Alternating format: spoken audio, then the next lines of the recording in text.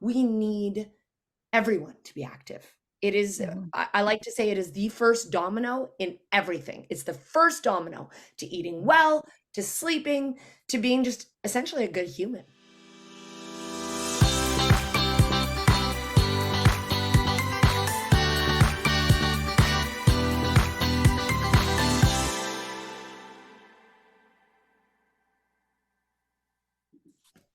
All right. Hi, everyone. Welcome back to our podcast. We hope everyone is having a great day.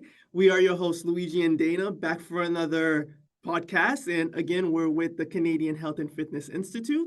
And on today's episode of Let's Move Canada, we will talk to Erin Phelan, a passionate fitness and wellness leader, as well as a communication expert. Now, let me continue by saying that this podcast is brought to you by the Canadian Health and Fitness Institute, whose mission is to make Canada the fittest nation on earth by 2030. So to this end, our podcast aims to raise awareness about physical and mental health. Now, based in Toronto, Canada, and working globally, Erin Phelan is a passionate health and wellness expert, a hybrid of a fitness leader and a communication expert, if you have it. And she has over 20 years of experience in the fitness industry and is an award-winning fitness group instructor, as well as a personal trainer and health coach. And Erin brings this amazing passion to every class that she teaches, and she works with clients that are amazing and just in awe of her. Thank you so much for joining us, Erin. Welcome. Thank you so much for having me. I'm very excited for this. All right, Fantastic. so I'm going to start off with the first question. Thank you so much for being here. I'm so excited. What got you into fitness, and how did you become so passionate about being a fitness advocate? I think honestly, my career found me. And I think a lot of people can relate to that. My dad passed away very suddenly when I was 10 years old of a heart attack. And one of the first things I did once we moved house was pick up some running shoes and start to run when I was 11, 12 years old. I had no idea that I was essentially treating my grief, my trauma through exercise. So that started really my love and my passion for exercise. My mom and I would walk down a little wooded path and we'd go to a fitness class in like a church basement. So anyone watching this I'm dating myself with the hard concrete. And then when I was 19, I became a fitness instructor with YMCA, and I was like, "Oh, this is fun. I can get paid to actually exercise." And so that was one thread of my career. But I love journalism. Have been a writer since I was 5 years old. And so I went and I got a couple of university degrees, including a master's of journalism. And then slowly but surely, I was pitching magazines. I was writing a lot about health and fitness, health and exercise. And then I had these two careers that were side by side. And I was like, oh, this works. And that's pretty much the beginning of the story. So I've been teaching fitness classes for a really long time, 25 years. And I've been a journalist in Toronto for over 20 years.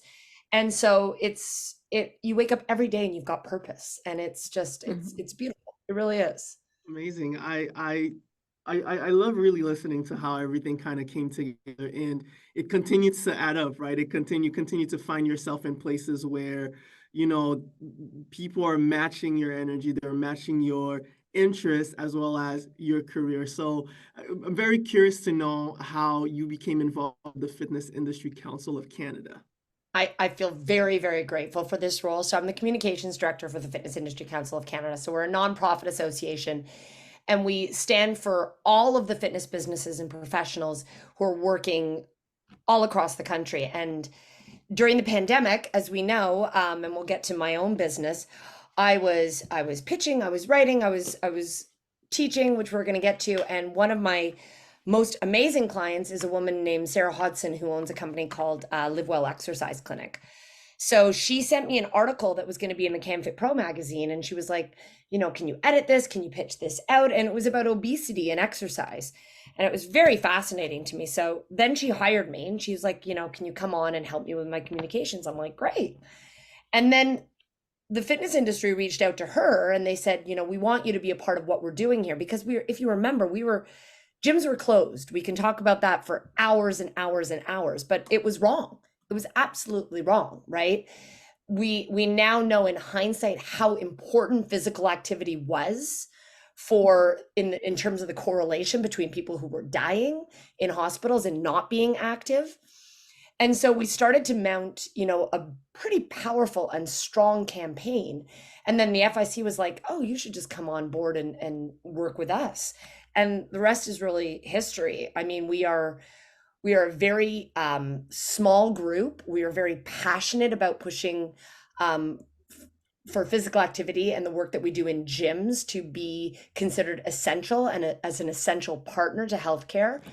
And one of our biggest successes was that last year, the government of Saskatchewan decided that they were going to tax gyms. So they grouped gyms in with casinos and social gaming events. And they said, well, we're going to also put a 6% tax on gyms. And we were like, hell's to the no, you're not. And so we were like, no.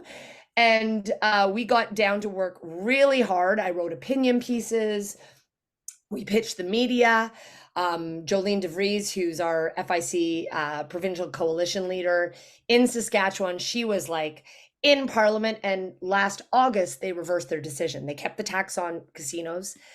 But they said, no, gyms shouldn't be a part of this. So they're really small moves that we're making, but we are also pitching the federal government to revise line 33099 of what you can write off in terms of a medical expense. And it's amazing, right? You can write off like vitamin B12, but you can't write off your gym membership. And we're like, well, that doesn't make sense. So for 3 years, we put in budget submissions. It still hasn't gone, but we're not giving up. And that really is what it comes down to, is that, physical activity, in all of my years of working in this industry, here is what kind of saddens me. We haven't moved the needle that much on physical activity, right? Mm-hmm. There's still so many Canadians who are sedentary because they feel like they can't do it. So one of our jobs in the FIC too right now is kind of moving away from the media message of these hard bodies and these strong bodies and these ripped abs, because what we've seen in our gyms is people coming in for their mental health, for their social health, for community, right? Like being ripped, that is 1% of the population. I'm not going to say that there's not gyms and that's not important for some people, but we need everyone to be active. It is, I like to say it is the first domino in everything. It's the first domino to eating well, to sleeping, to being just essentially a good human is physical activity. Wow. That you made so many good points there. I'm interested. That was interesting about the tax. I had no idea about that in Saskatchewan, and that you actually reversed, it was reversed in Parliament. That's amazing. So coming back to the pandemic, you started a virtual business, I think, right at the beginning of the pandemic. Can you tell us about that? So that was you should see some of my earlier videos. It was just like my kids are in my background. I have a 11-year-old and a 14-year-old, and we're like doing Metcon classes. And I'm like, woo! But basically, I worked for a very big brand prior to the pandemic named Equinox, and I had packed classes. Metcon, cycling, precision running. So the morning of the pandemic, if you remember, it was March 16th, morning of pandemic, I'm in a cycling class. People are like terrified, not wanting to be in gyms because we didn't know at the time. And the evening, I had a class that was usually at 5:30. And then all of a sudden we were locked down, like everything was shut. And I'm like, okay. I will teach live on Instagram tonight and on Facebook. So my first one's like, I've got a phone and and we're everywhere. And like all these people were coming into the live and they're like, can you do it again tomorrow? I'm like, yes, I can. And so the next day I got up and I'm like, let's do it at 7 a.m. And then it was insane. Like I was teaching like morning, evening, because in my view, and I'm so proud that I did this, people were going insane. People were scared, right? Mm-hmm. They needed routine. They needed something to wake up for. They needed to keep connection, right? To see that other people are moving and doing the same things and not just sitting on the couch at home, right? And these were my students. And then this was the beauty, is because I've worked in gyms all over the city. These were my students from Equinox, but then my students who couldn't afford Equinox started popping up. They're like, oh, you're doing classes? So my one's like, I used to work for Extreme, which is now Good Life. I worked for all these gyms. So all these students came on board and I was getting the CERB at the time. And so people were donating money. They're like, well, I'm like, it's free. It's fine. And then after a few months, I was like, I could probably turn this into a business. And I didn't want to just rely on the government because I knew we'd all be paying for it forever. And so by September, I had like literally pulled out all of my furniture from my basement, gotten professional lights. My sister-in-law is a journalist with the CBC. And so we're just celebrating 3 years of my Fit Fam. And Oh my I've got gosh, amazing. I probably have 80% of my original members who are still members today. And so we wake up every morning and I have a schedule. We work out every morning together and I teach like 10 classes a day. And now I've introduced, because some people are not as active, do dough snacks. So at like noon, we just get on and we put on some music. And like today I just did bird dog for a group of people. And it's just, again, it's connection, but more than anything, if you are physically active and if you start your day or you get to look forward to it at the end of the day, it changes everything in your life. Everything. Right. Yeah. I'm going to say not everyone's going to do 10 classes a day. We do not have Right. we do not have Erin's energy. Not a day, 10 a week, not a day. That'd be insane. 10 a week. That's amazing. It's, you know what? It's been I feel just simply grateful, right?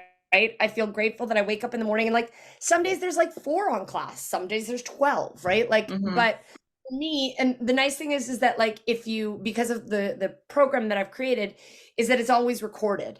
And so last year I developed my own little app, a little portal. And so it's like, I've got like, we don't call it Twitter anymore, but it's X. So as a journalist, I share recipes and I share latest research. And the workout of the day goes in there. And so they're all connected that way as well. And then I drop them WhatsApps and I cheer them on. Like everyone needs a cheerleader.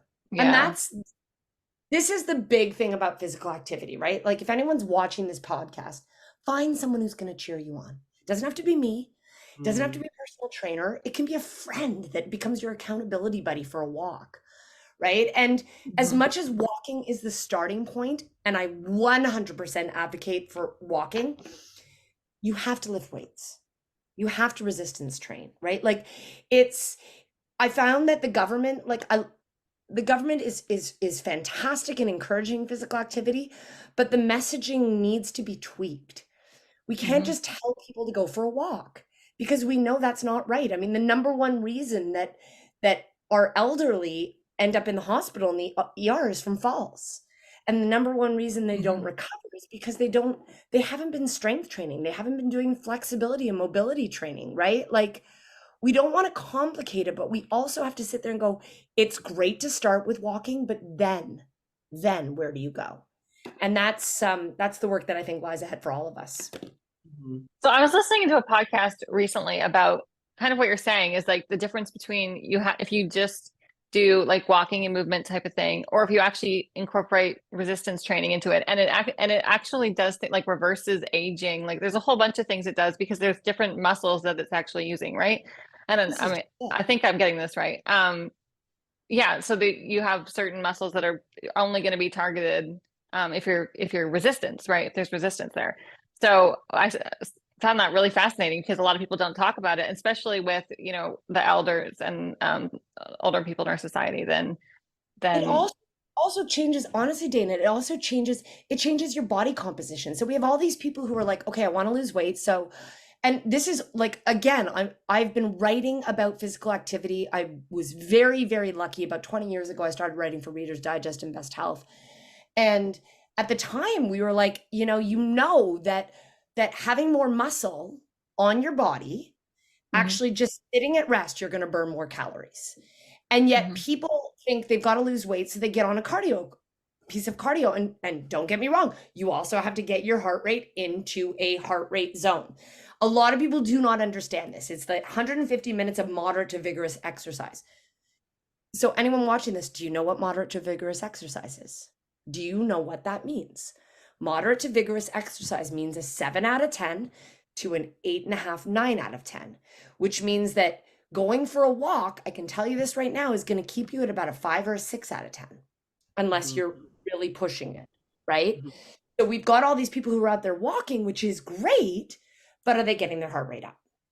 Are they low bearing against their bones? The reason resistance training works in terms of fragility of bones is because it puts load on your bones. Like our body is, there's a line which I love. It's like our bodies are very, very complicated, and yet they're also very, very simple, Mm-hmm. right?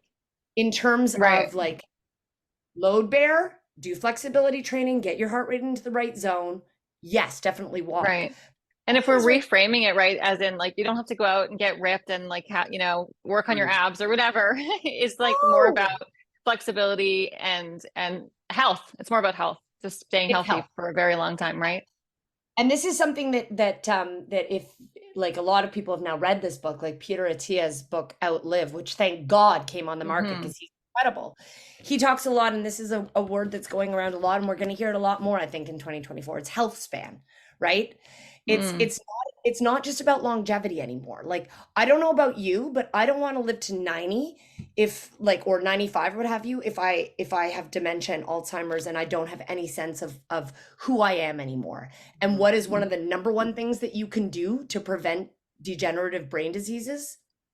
Physical activity. Exercise. Yeah. Right? You know, it is the magic pill. And so for me, my life's work, someone said to me, "Oh, when are you going to retire?" I'm like, never, because right now, depending on what statistic you look at, we have anywhere between 70 and 80% of Canadians who are not active enough. Yeah, that's way too high. That's way too high. So we're gonna do our best to fix this as much as we can, right? As a country. Thank goodness for Let's Move Canada. Honestly, thank goodness for you guys. Thank goodness for FIC, right? Thank goodness for every single trainer, every single gym. And when we go back to the FIC, we just did a survey right before the CanFit Pro, and our gyms need members.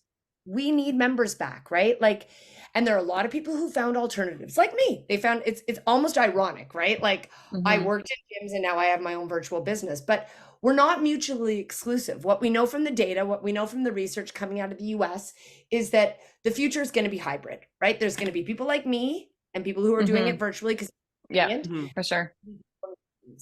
But you can put it all together, right? You can put the whole thing together. You have to design what your physical activity program is going to look like for you. Agreed. And I think this is such great advice for people who are busy, right? Raising families and trying to stay fit. Is there any additional advice that you would give to Canadians that are, either busy with school or busy with working, raising families, and that are trying to stay fit and active? Tons of advice. Tons. Figure out a time. You know what? Like you will see like clickbait articles of like morning is the best time to work out, evening is the best time to work out. And there's data that supports both. And there's data that supports different body types will respond better to morning than evening. Figure out when you are going to put it in and then drive on consistency. Because if you're like, I'm going to get up at 6 a.m. and I'm going to work out before I go to work, amazing. Highly encourage that.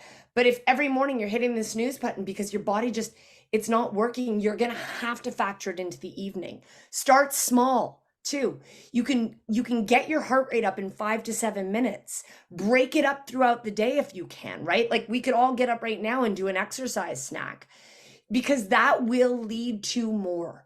Once exercise snack, I like it. I love exercise snacks. I call them in my business, I call them dose snacks now. So dose, DOSE, dopamine, oxytocin, serotonin, and endorphins.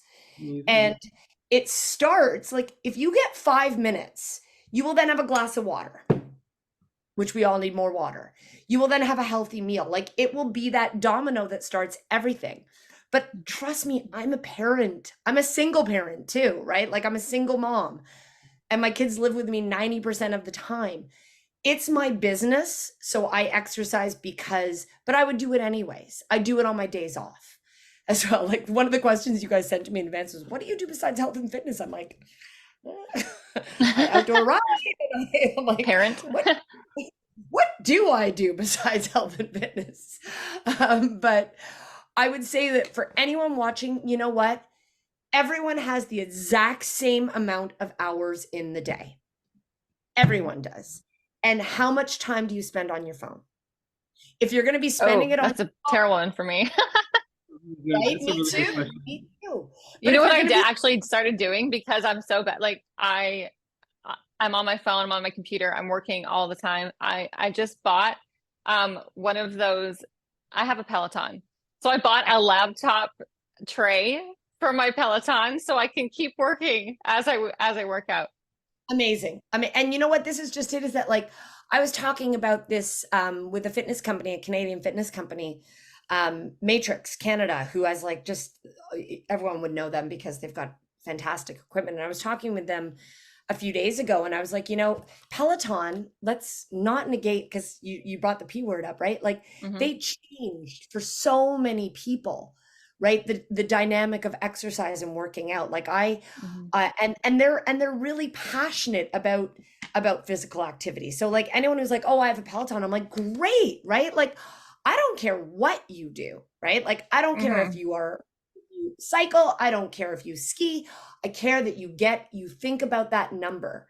And one thing that a lot of my clients have also embraced, and this might be another tip, is standing desks and under desk treadmills, right? Like that is a Mhm. great way for you to like, you can be on a treadmill going 2.5 miles per hour and doing your work, right? And all of a sudden an hour will go by and that will change your body because Yeah. we we don't have enough time, right?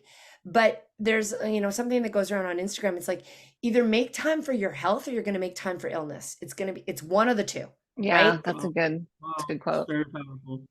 Yeah, because Yeah. like chronic illness is preventable, right? You know, we have an obesity crisis, we have diabetes, we have cardiovascular disease, and it's not your get out of jail free card. Diseases will hit you, like genetics affects all of us. I mean, my dad died at 41 of a heart attack, and my mom just died in 2021 of lung disease, right? Like my brother and I are like, he runs, I exercise every day. We both know that we do not have genes on our side. Mhm. So, what are we doing, each of us, to make sure that we are healthy? So, okay, aside from the physical exercise, what about eating? What about how does your diet play into all of this? I find that the diet thing very challenging because people are very emotional about food, right? Hmm. And social media, it you know, there Oh, here's the like thing. you're scrolling and the most amazing things come up every 5 seconds, and I just want to Yeah, eat and all of you're just it. like, but it's also let's be honest, guys, it's also confusing. Is gluten bad? Is gluten good? Is dairy bad? Is dairy Mhm. good? Like, so Mhm. the diet that I follow, and I started a health coaching program in the pandemic because people were like, oh, I just need to control something, right? Like everything's out of control. And so my health coaching program is based just on the anti-inflammatory diet. I try to eat 80/20. So an 80/20 diet is like 80% of the time I am, having smoothies and eggs and salads and lean proteins. And then I love sugar. So it's like 20% of the time I let myself, have those treats. Do I always maintain an 80/20? No, like sometimes it gets down to 60/40 and then I reset. But I eat a ton, like we know, plant-based lean proteins, like really the healthiest diets in the world. You look at the blue zones, you look at the longest living people, they're eating lots of legumes, lots of nuts, lots of seeds, lots of lean protein, tons and tons and tons of fiber that comes from vegetables, lots of water and protein. I mean, protein is your friend when you exercise. One of my Mhm. clients, personal train, love her dearly. We were talking about, because I like saying everyone's got an Achilles heel. And I can tell you guys right now, you're going to be four things. It's going to be sugar. It's going to be carbs, right? Like not like the whole grain, like it'll be like healthy, big white pasta, right? Or bread, right? Like people love bread, right? Love It'll bread. be it'll be Before said booze, it was okay. or it'll be like something salty, right? Chips. Some people love Mm. chips. Or it'll be cheese, which I consider like a lot of people, cheese is their Achilles heel. And cheese is great kind of as a condiment, but it's also most cheeses are very, very high in saturated fat and is not necessarily the best fat, right? And again, Mhm. I don't believe anything should be out of the diet. I don't believe, and I think that food is meant to be enjoyed, celebrated, and lived, right? But you will gravitate emotionally towards one of those things. 10 times out of 10. And everyone's got one. Everyone's got their little Achilles heel. So one of my clients, she was saying, oh, I've got a little bit of a belly. And I was like, okay, so cut out booze, cut out sugar, do this. And then I left her be. And yesterday I trained her and she's like, so I did what you said. And she didn't really need to lose weight. She's like, I've lost 7 pounds and I've got this. I'm like, good for you. Most people don't listen to my advice. Oh, amazing. That's a lot. Yeah, for just cutting out. It's hard. And it's really hard when you're visiting family or friends or going out for dinner or Absolutely. holidays or like any time where you're getting together with people, it's just you just like fall off the rails, right? If it's for like a week or But vacation for 2 weeks or what I've seen stuff on social media where it's just like, like people who bring their own desserts to a dinner party. I guarantee you, like, you're not going to get invited back to that dinner party. like who wants to be? And my brother, if he's watching this, my brother will laugh and he'll be like, give me a break. You totally do that. I'm like, because we'll have burgers with my brother. And my mom was a celiac. And so again, celiac disease can be genetic. And so I just don't tend to eat a lot of white starchy carbs. I just don't. It's just not a problem. But I eat quinoa and I eat brown rice and I eat sweet potatoes and I have gluten-free bread and it's always in my freezer. And if I go somewhere that has bread or someone makes me a burger, I'm not like, no, I have because I'm not allergic, right? If you are, then of course you need to avoid it altogether. But you have to be able to go to those dinner parties and just chill out, right? Like I wrote an article a few years ago for an American magazine, and it was about and in my industry, it's really scary. It's about orthorexia, which is this fixation on healthy eating. This fixation, and in our industry, there's really blurred lines, right? Like really blurred lines. And I worry. I've got a 14-year-old daughter, right? Like I worry for the next generation, right? I worry, and girls have always struggled with this, right? These unrealistic bodies where I'm like, I can tell that girl is either genetically really skinny or she starves herself, right? Right. And that's another, all of those weight, all of those things are really hard to deal with, of course. So you got to be, you want to eat healthy, but you don't want to make it into obviously affecting your mental health. So, right, because you're supposed to improve your mental health, not affect it negatively. Have to put these limitations for yourself, right? Like if you're going in that direction. That's not to say that it's as easy for disorder, but even with me as I'm eating, and sometimes I try to limit myself to not eating too many carbs, but when I get that feeling of, oh my gosh, I should not have eaten that, I kind of have to tell myself, well, no, you can eat everything. It's the consistency. It's balancing. Let's do better next time, right? Like the mindset is really important here as well. Mindset is and honestly, I tell my clients, like in my health coaching program, we do meal prep, right? Like that is a big part of it. And it's like when you asked about like how, like I will tell any client, map out your day on it, and especially right now, right? Like set up your routines. Like September for parents is incredibly overwhelming. Oh, yeah. Incredibly overwhelming, right? Like there's this relief that the kids are back at school, but then it's like, and anyone with a full-time job is like, all of a sudden you've got all these demands on you, all of these pressures. And honestly, carve out a couple of hours on a Sunday and put in like, this is when I'm going to work out. If you're a member of a gym, be like, I'm going to that class, right? And, my husband will pick up the kids from school that day, and map out what you're going to eat. And, a big thing that I really advocate for is, and it's gone different ways in our industry, but like some of the greatest fitness and health professionals have really shied away from this whole, because I think we could talk about nutrition forever, intermittent fasting, right? Like stop eating at night, but don't be obsessed about it, right? Like one of my lines in my program is like, not a lot of good eating happens after 8:00 at night, right? Like it just doesn't, right? Like snacks and popcorn and chips and ice cream. And that's fine for a while, but just like give yourself this mental hard stop, right?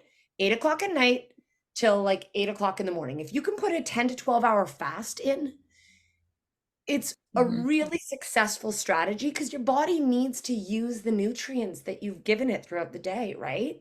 If you're eating if you're standing at the fridge because you've got a deadline, and we've all been there. every single one of us has been there, right? It's 9 o'clock, you're still working, you don't want to have coffee because you don't want to be up late, but your energy is dropping. And so you're standing there and you're like, well, I'm going to have some crackers and I'm going to have some cheese and I'm going to have some apples and I'm going to have some grapes and I'm going to do this and I'm going to do that. And then all of a sudden you've had like 800 calories after your meal, right? And then people wonder, Oh, yeah. and it happens to everyone. Yeah. People wonder why they're putting on weight. So just the Erin line is not a lot of good eating happens after 8 o'clock at night.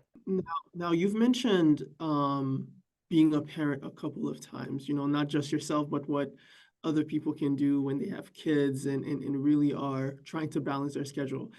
Very curious to know how you balance parenting with your busy schedule. I think every parent is going to tell you, I don't. I don't. I drop a lot of balls. My kids are now older, so I'm really lucky. Like they're 14 and 11, so they can walk home from school on their own.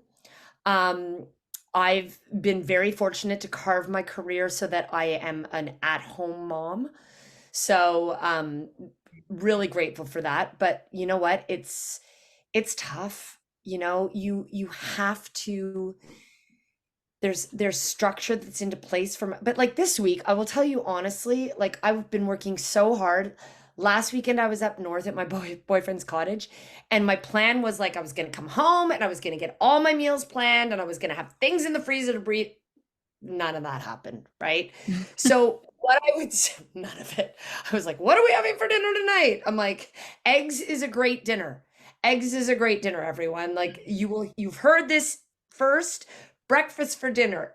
It takes 5 minutes to make an omelet, but plan out and give yourself grace, right? Like everyone knows their kids are going to be here and there and there and there and there. And it's not just school, there's activities or there's pickups from daycare, or there's this. One thing I try to do often, and I do it with my clients, most of my clients are parents. I people with very busy lives gravitate towards me, is it's like all those scheduling things, like where your kids are going to schedule, factor in breathing, factor in walking, factor in a 10-minute workout. If you can't do a 40-minute workout, do a 10-minute workout. Have some dumbbells at home, please, for the love of God. Everyone have a set of dumbbells at home like you do, Dana, like you've got a Peloton. I'm sure you have dumbbells too, because I know do, Peloton. Yeah. You know what? Make sure if you're a part of a gym, great, but always have a home setup, because the kids can get in the bath and at 7:30 you can be like, all right, I'm still going to do 15 minutes. I have Make it we also have, for people that travel a lot, that's a problem, right? Because you usually have a membership at your gym. So when you're traveling all the time, you have to find another gym and you have to pay drop-in fees and it becomes a whole thing. But I think it was on Dragon's Den, actually. My husband bought it. It's like a Max Pro, and it fits in your carry-on. And it goes up to like, I don't know how many pounds resistance, but it's amazing. You just unfold it and it's like lifting weights, and you can just carry it with you on the plane. Yeah. So amazing. there are some pretty cool things you can do just to make sure, you're not missing out on your exercise, because we travel a lot. So And yeah, that's honestly, helpful. like how often are we all sitting at our desks? Like how many squats can you get in sitting at your desk? A lot. Right? A Yeah. lot. You like, and really squatting, that's what it is, right? You could have a dumbbell on your desk and you could be doing stand to sit squats. You can be using your chair to be doing like incline push-ups, right? Like, and it's I think that's something that really we've mentioned the word mindset a lot. I think that there's a lot of like all or nothing, right? Like if I can't do this, and where I really feel the success of our physical activity movement is going to be is enticing people into a little bit, a little Yeah. bit. Because So when we're talking about parenting and children, the rates of obesity and diabetes in children has gone right. It's so much higher than it was 10 to 20 and you years know ago. what? Let's be perfectly honest, right? Like we are right now crippled. Like COVID isn't the thing killing people. It's not the thing filling our hospitals, right? It's cardiovascular disease. It's a lot of like diabetes, obesity related diseases and illnesses, right? And you can't just sit there and go, well, exercise is the answer, but exercise has to be a part of the solution, right? For sure. Because Yeah. our kids, we wrote an article about this for FIC for Father's Day, actually. And normally we'll be like talking about the moms, but what about the dads, right? Like our executive director, Gabriel Hardy, he owns a gym in Quebec City. And as he said, like both of his sons play hockey. He trains NHL players.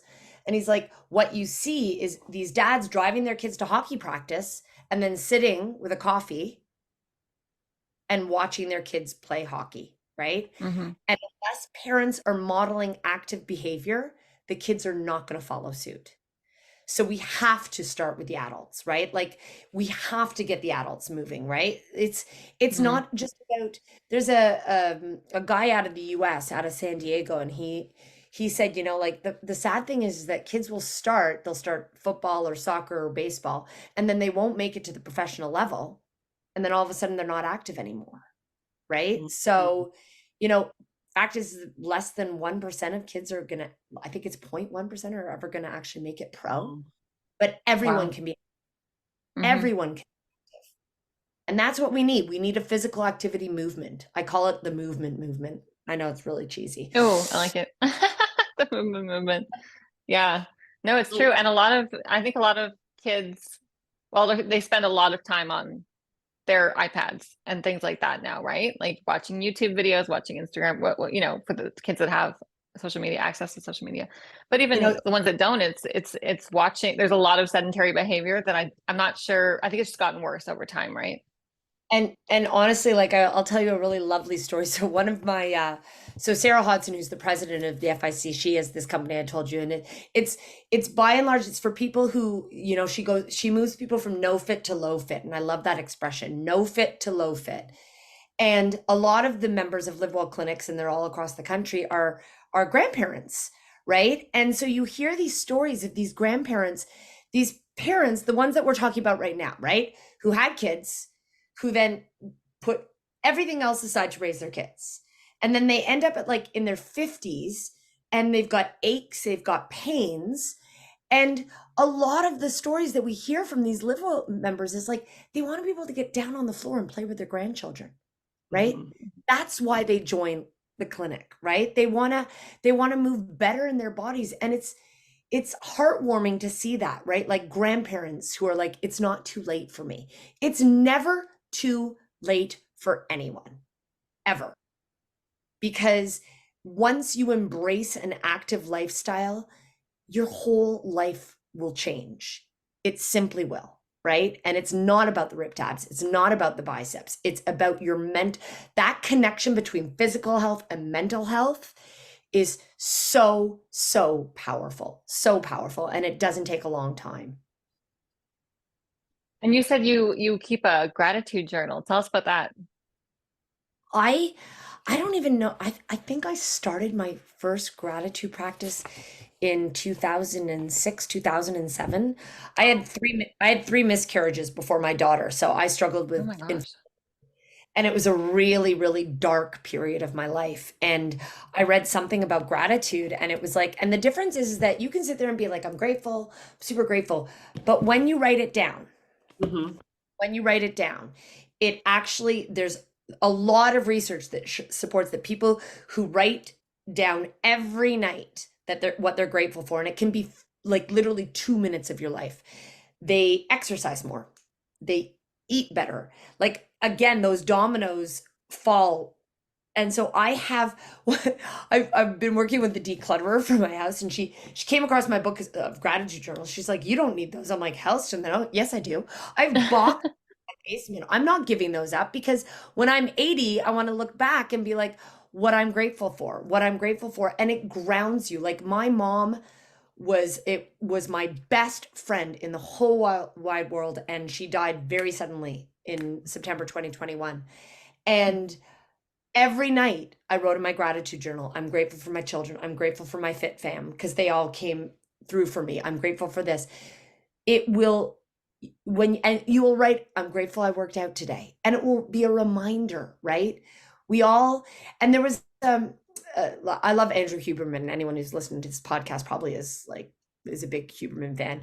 And he was talking about like sticky notes, right? And if we have the same sticky note in front of us all the time, our brain starts doing a workaround, right?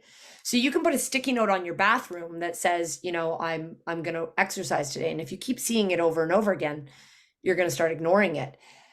That's what a gratitude journal does for you at night, because it's fresh, right? You're always reminded of what you were grateful for that day. Like tonight, I can guarantee you, I will pull out my gratitude journal. I'll be like, I am grateful I got to be on this podcast, right? Right. And that is where, life is going to be challenging for all of us, every single one Yes. of us. It is the biggest misnomer that it's like, oh, no one gets off easy. No one gets off easy. And how you manage that through exercise, through healthy eating, through sleep, through mindfulness, through gratitude, that is the key to a really good life, truthfully. Yep. Love it, love it. Just so that we could wrap up. So I know that going back a little bit, you mentioned something about those snacks, so dopamine, oxytocin, serotonin, and endorphins, right? If I remember that correctly. I'm just so curious to know if you could just give us just a rundown of what these exercises look like. You said it takes about 5 to 7 minutes to get, that the energy going, right? To get your body moving. What does the dose snacks look like? If you were So to I like, because I've now been doing these for about 6 months, it's like breaking down a fitness class into a very small bite, or breaking down a training session into a very small bite. So let's say hypothetically speaking, you want to work on your arms. Set a timer for 5 minutes, grab a set of dumbbells, do hammer curls, wide bicep curls, regular bicep curls, do a set, recover, do another set, recover, do another set. That will be 5 minutes. You will have worked on your arms. Your cells in your muscles will be sending positive messages to your brain just from that act of moving. Squatting, lunging, walking, skipping, dancing. My goodness, when did we all stop dancing? Right? Like, put on music and dance. Don't be afraid of it. Like, and do it as if you are listening to this or watching this and you're at work. One of the greatest places that we can make a difference is in the workplace. And we just wrote an article for FIC about this. And you know what? I think that a lot of workplaces, I think a lot of employers have a wellness program that they basically ignore, right? And they're wondering why sick days and absenteeism has gone up from, like, on average 41 days a year in 2021 to 48 days a year in 2023. What's going on?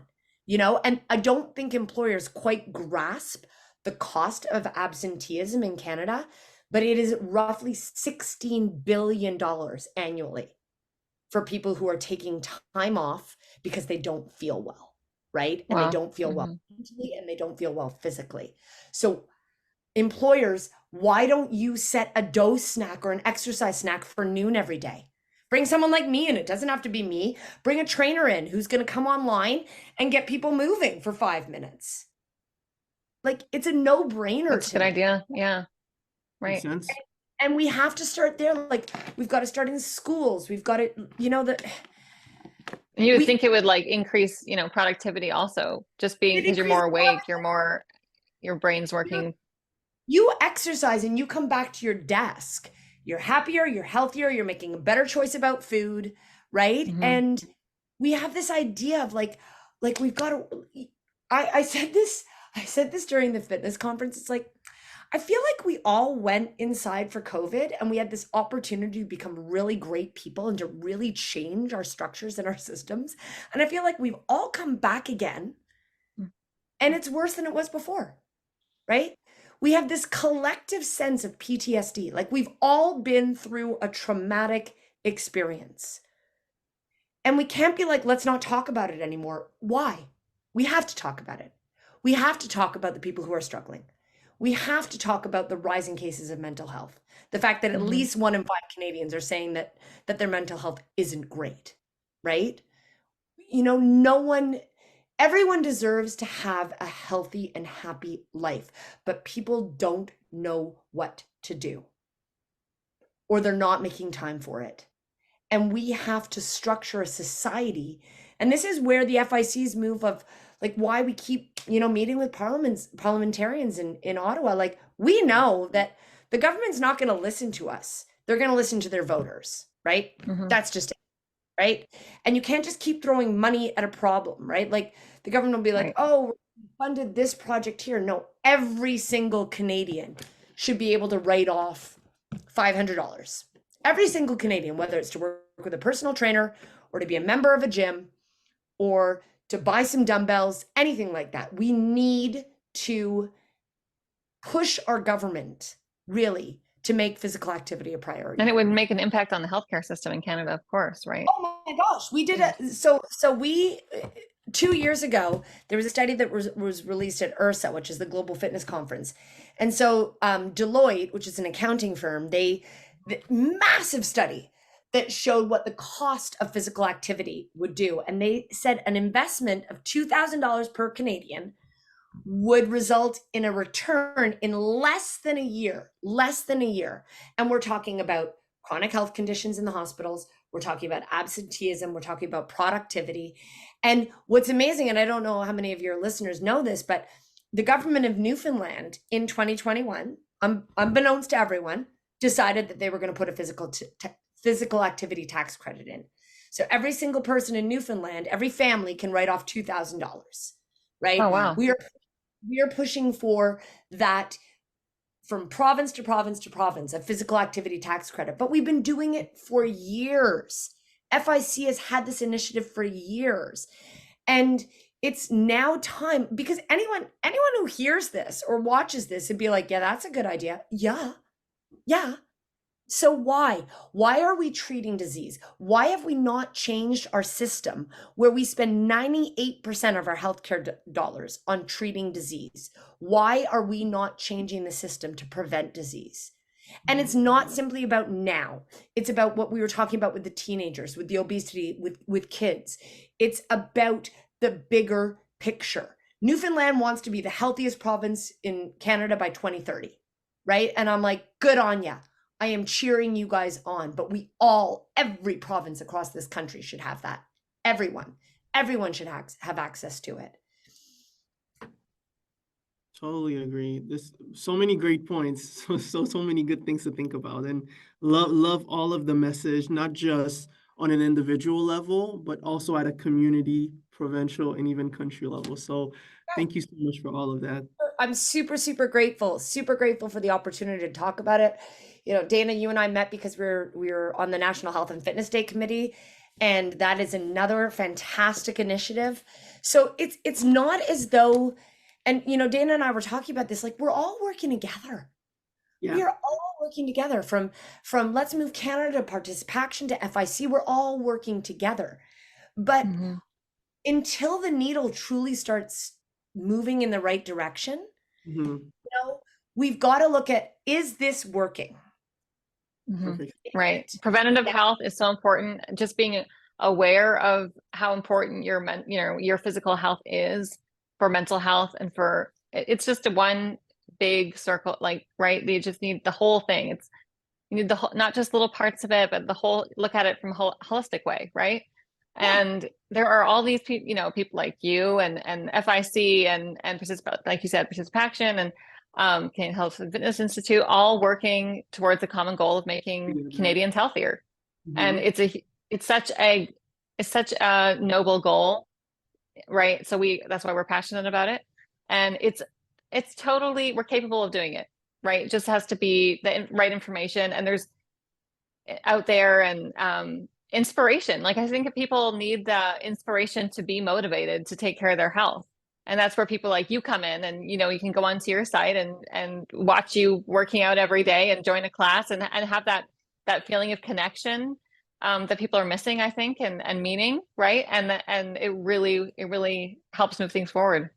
Connection and the meaning. I know we're going over time, but like, I was on, so you mentioned breakfast television. I'm very, very grateful. I've been on that show probably 10 times now, if not more. So it's a Toronto-based show, and right after my mom died, I reached out to the producers and I just said, we need to talk about exercising through grief. We have to talk about how we exercise. Really good.